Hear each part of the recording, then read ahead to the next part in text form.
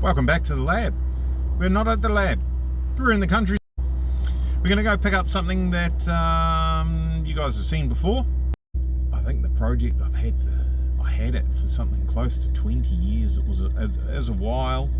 It was a wee while. A little blue 300ZX. Let's go get it. This one right here. It's literally just got here 2 seconds ago. The owner's on a important phone call. You guys will remember seeing this earlier on. It's survived reasonably well, I'm going to say, all things considered. The number of owners, etc. Some small imperfections on it, but I can see she's definitely gone to the effort of making it clean and tidy, presentable for us. They're probably going to get very dusty on the way. Hamilton on the trailer. So there we go, we got some things to sort out on this puppy. Alright, made it home and into the garage.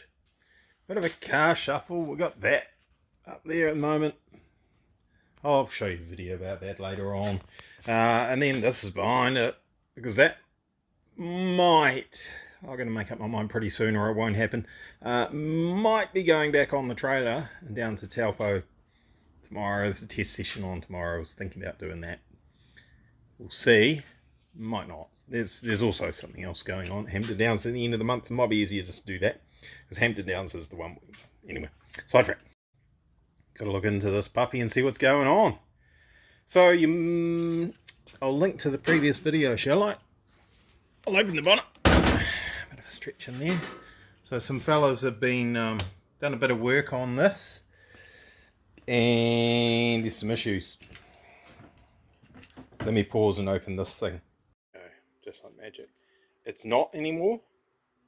It was well and truly capable of obtaining that number, but it's not now. So that's, you know, whatever. That depends on what the customers ask them to do, and if there's been any things that they've done as per customer's request that has reduced its ability to produce that number, or whether the tuner has been a little bit, man, that's too much boost, you can't run, and that's resulted in less power or whatever. But hey, so it doesn't make as much power as it used to. That's one thing. In here, as this has been flushed since I saw it last, there may be a video of what was going on in there. Oh, I think that looks like it's pretty green in there now. Pretty green. That's good, because what was in there before was mud, quite literally. It was disgusting. So there's also condensation in the left-hand exhaust. So this engine has been killed. Somebody ran it, well, the original engine that was in this car when I sold it has been killed. Someone ran it out of oil and it died a death. They don't like running without oil, funnily enough, regardless of who's built it. I believe, what I've been told anyway, was that it was a turbo seal had failed, which, to be fair, wouldn't surprise me, because we were thrashing the heck out of those turbos. So if they had one blower seal, then yeah, it's to be expected after all that time, I guess.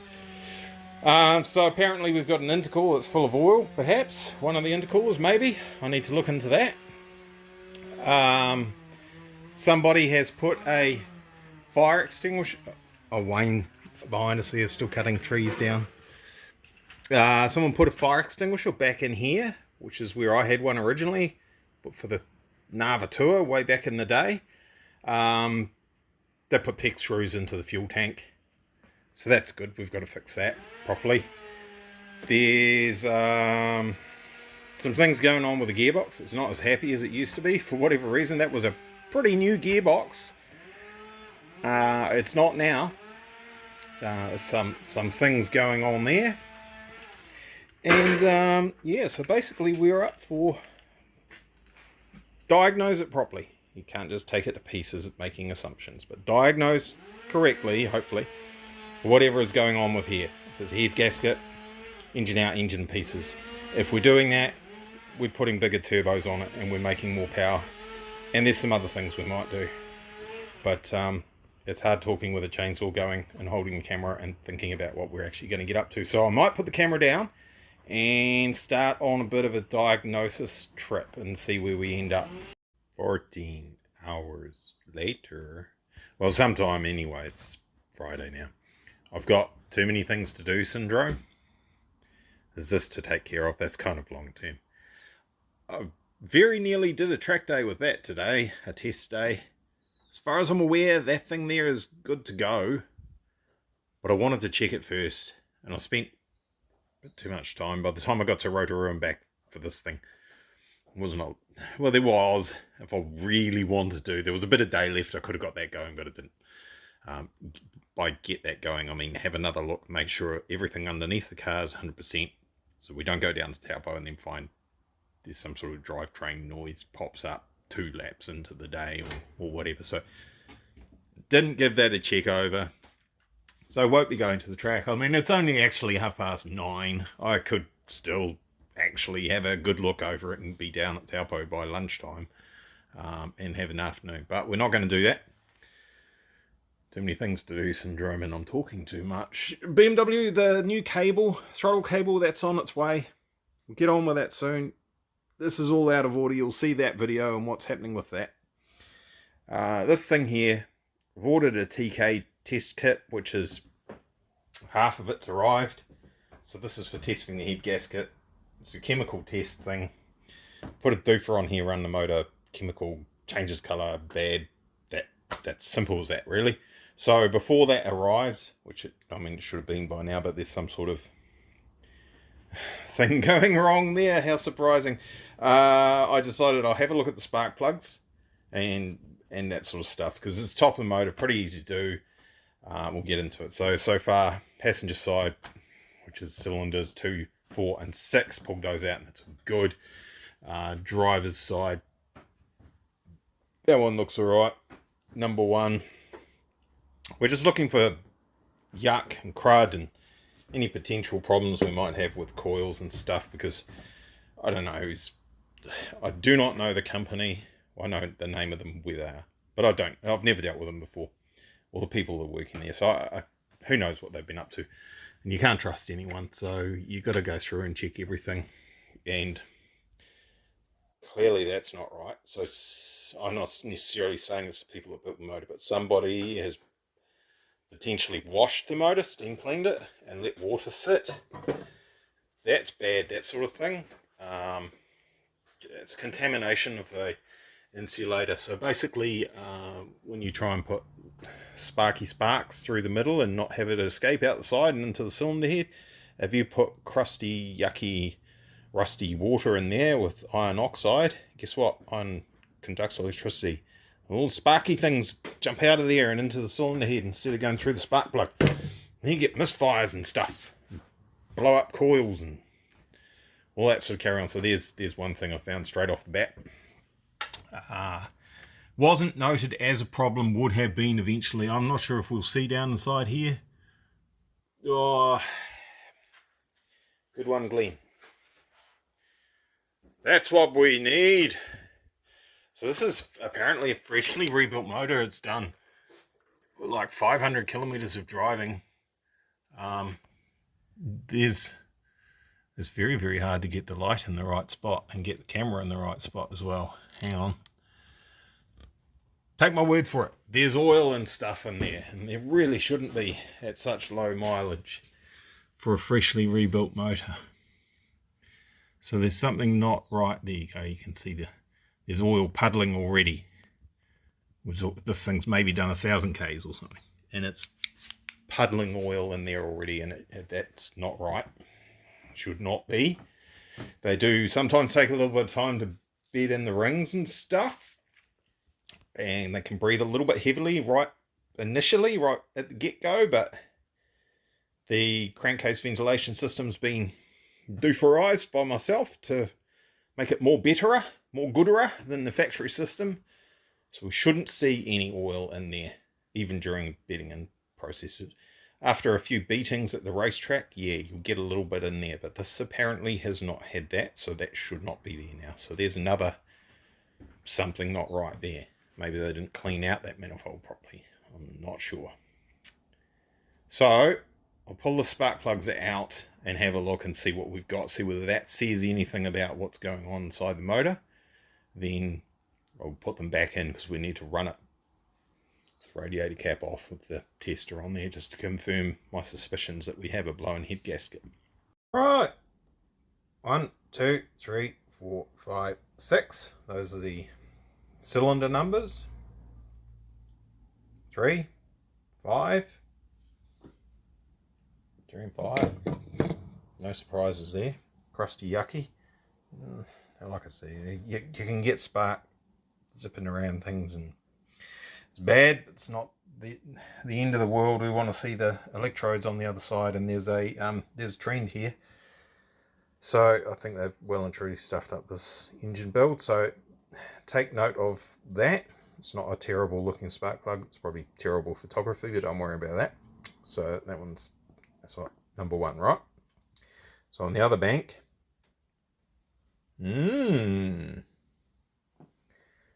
back to the driver's side bank, pretty good. The other bank, and guess what? Yep, that one's a little bit shittier, isn't it, really? But, and just to confirm what I'm thinking, yucky. So this engine's down on power compared to what it should be making. I'd almost guarantee we get these cam belt covers off and check the cam belt positions and find that one bank is timed incorrectly. I wouldn't put money on it right at this point in time because there's a couple other things that can be, but that's probably what's happened, is this has gone back together and the cams are not timed correctly, and one bank is not running the same as the other bank. So one bank is higher on compression or lower on compression, and it's running richer essentially. The other thing, I mean, unless someone has deliberately gone in there and done a bank-to-bank mixture change in the ECU, which I can check on that shortly, plug in the computer and see where we're at. I want to do a compression test on it.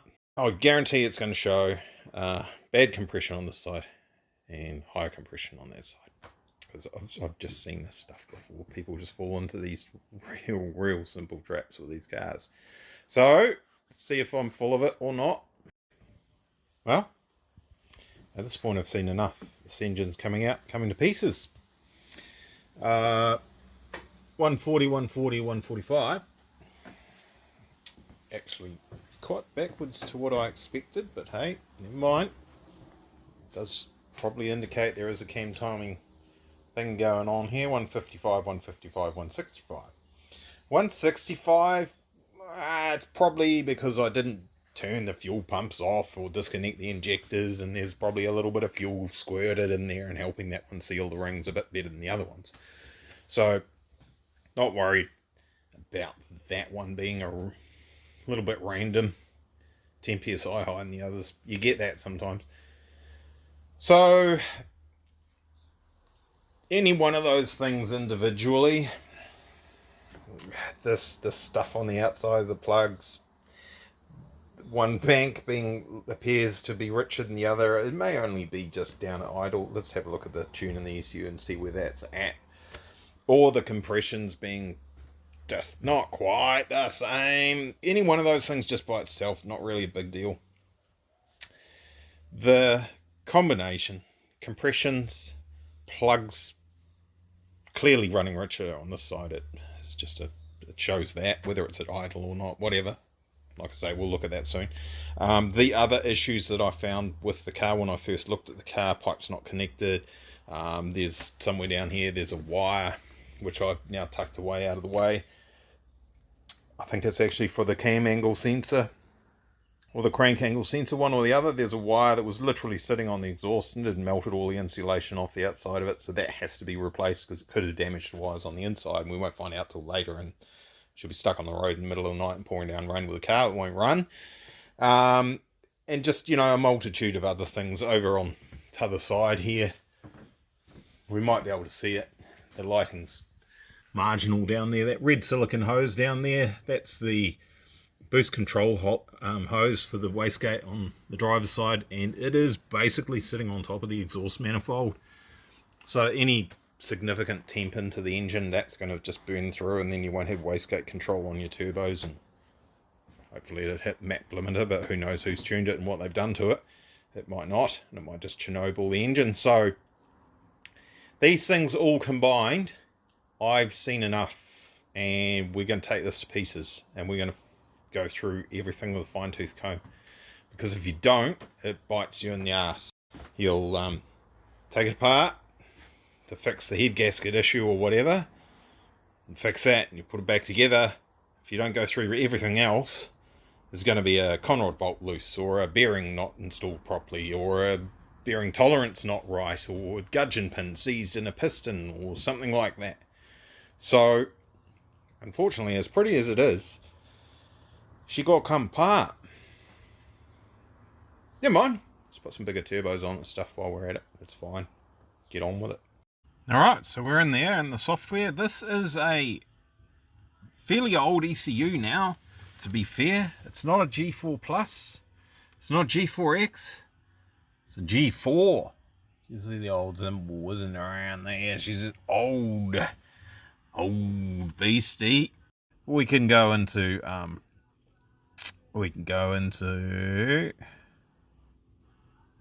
fuel. We're going to go in fuel, don't we? We want to see if there are... Look at this. What's happening here?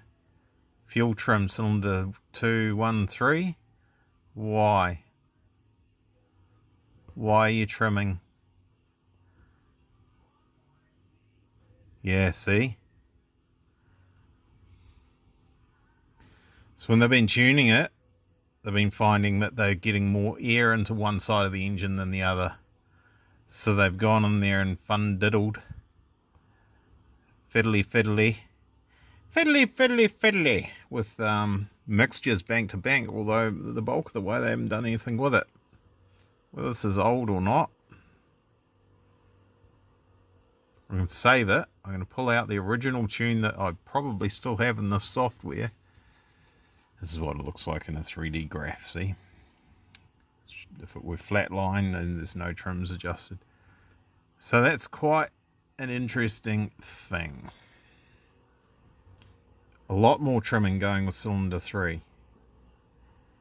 A lot more. How do they know to do that? This could be remnants of something that we've done in the past ourselves. Let me have a look.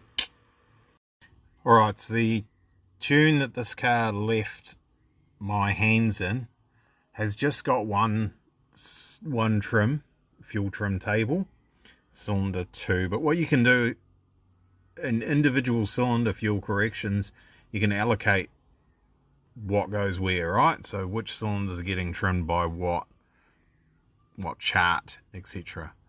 So this all pretty much makes pretty good sense, right? Cylinder 2 allocation is cylinder 2 fuel trim table, and seeing as they're all on the same bank, we just did one table and we allocated all the cylinders on the one bank to that trim table, and it's a reasonably sensible looking trim table based on what we found the car was doing.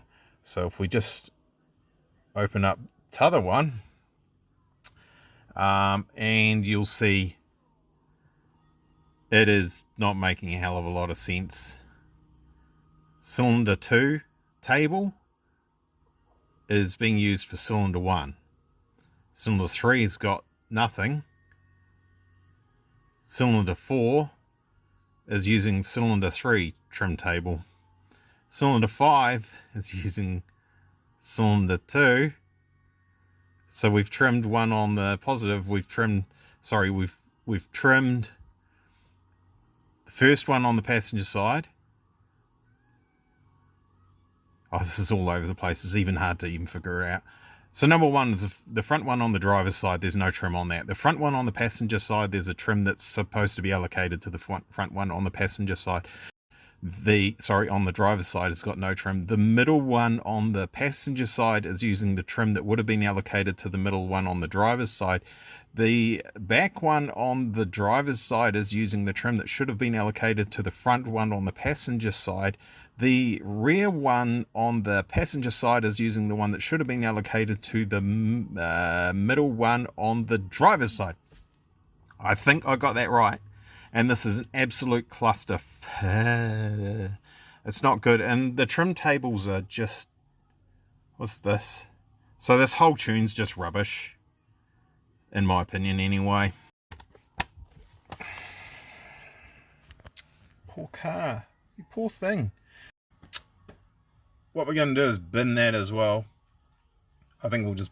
Well, we won't bin it, but we will replace the ECU with a G4X because they're yummy, and we'll put a good tune in it, and we'll put some... We're going to fix it. Poor car. No wonder it was only making... I've been told it was somewhere around 300 kilowatts was all it could do. That's just... I mean, I could probably tweak a couple of things and fix some real basic mistakes that have been made here, and it's probably just going to crank out 380, 400 kilowatts pretty easily. Just fix the cam timing, fix the tune, and away we go. But we're not going to do that. We'll take, because it'll probably just throw a conrod because they haven't torqued up a conrod bolt or something like that. That is still pretty, but never mind. So that is about as far as we'll go with that before we put our... Gotta go find it. So kicking around somewhere. Our fancy still in service cover 300ZX specific service cover thing is kicking around somewhere. I don't know where it is. I haven't used it in a little while. Anything beyond sort of spark plugs, it's time to make sure you don't put more scratches and stuff on there. I mean, this paintwork is not pristine, and the owner is contemplating a full respray anyway. So at this point, we're not overly concerned. There's a few, this is my bad along here, there's a few little bumps and that from where I've flared this out. So pretty confident we can do as far as what we have without damaging anything, so that's all good. But going forward from here, doing any further, pulling the engine out of the car, etc., it's time to get some protection on stuff and things. These braided hoses are, they're like hacksaw blades. You take one off, and if it flicks out and scratches across the guard, guess what? You're painting a guard. Hasn't happened, but would happen. They have touched against a few things in the past, and it hammers the paint pretty quickly. Does this sort of stuff. I'm not sure exactly what's caused that, but that's the sort of thing it'll do. So, someone joked on Facebook earlier on about changing spark plugs. Pull the engine out, change the spark plugs. Well, I mean, we are definitely changing the spark plugs. Yep, that'll happen. Shuffle time, I think. We've got to get that onto here somehow. Make sure that's 100% before we put that away somewhere else long term. The end of next month, I think it is, for our next round of time attack. Yes. Friday, 11 o'clock. What do we do from here? Report from under the blue Z. There's blue stone chips too, eh? Never mind. Not terrible, to be fair. It's showing signs of age, but I can't really see anything under here that I would be unhappy with as far as workmanship, what they've done, except we know they've done something horrendous with the drain plug on the gearbox. Someone at some point in time has buggered that up, stuffed it. This was a late model gearbox, post 99 from Z32, unless it has been swapped out for one out of a 94 or something like that. It has the Boss. I don't think that's the case. I think that's the one they'll put in there, but yeah, must have been living next to the beach or something. She's looking very, very second hand. It's not really that old in terms of mileage and stuff. The exhaust system, yeah, they seem to have put enough sealant on it and all that sort of carry on, get that all sealed up. I'll do a one-piece clutch line and do away with this arrangement here. So we don't need those. Just run this up somewhere out of the way. Bit of an oil leak there, that's pretty common. Standard, not really a big deal. I forgot I had done aluminium hard lines on the fuel system, but there you go. That was me back in the day, fluffing around, fluffing and stuffing. So this doesn't need to be here anymore. that was there to protect a surge tank that I had fitted in this general area with a couple of Bosch 044s, which was the way to do it at the time. It's not now. It's just got a single pump in the fuel tank, which is plenty big enough to do the job. It's real easy. We did the same thing on old smiley face here. That had two Bosch 044s in it. They're 200 litre per hour capable at a given pressure and voltage and all that sort of stuff, and the AEM ones are 340 litres per hour capable, similar pressure and voltage, much lighter, smaller, go inside the tank. It's just easier. We may put two in this, maybe. It depends how far we want to go with horsepower and stuff. Probably won't need it. I think there's some sort of not quite right going on with the exhaust back here. I think it might be sitting that way for some reason. Clocking of the turbos or something has done something wrong. That didn't normally sit way out on the edge of there. You can see it's a lot cleaner and shinier here than what it is there. That's showing signs of age, debris hitting it on the road and all that sort of carry on. This should be running here, and that one should be running a bit further out, so something not quite right there. What's going on here? Oh, I've jammed some foam in there or something. So I was going to say the exhaust is rubbing back here on these things. It shouldn't be touching those. It was very, very close, but it wasn't touching as far as I can remember. This was a while ago now. So something's not quite right that needs sorting out. But when you have a big long, well, it's not that long, but when you have a big long system like this that's attached way up the front here, just even changing the thickness of that gasket compared to that gasket will swing things way back here, way out of alignment. Yeah, you can see it in the tunnel. It's all sitting that way for some reason. So that's something I'll take care of. I want to put it all back together, get that right.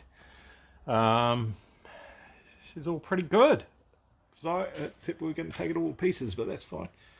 These are brand new tyres on here, and some scuff marks in this general area, and a chunk out of the rim protector, and a bit of a doink on the rim, and my eyeball tells me that's a little bit flatter than what it should be through there. So poor old Claire's probably had the misfortune of experiencing the quality of our New Zealand roads. May or may not even know that that has happened. There would have been just a loud bang one day. What was that? Right, it's probably about time to start taking things to pieces, I think.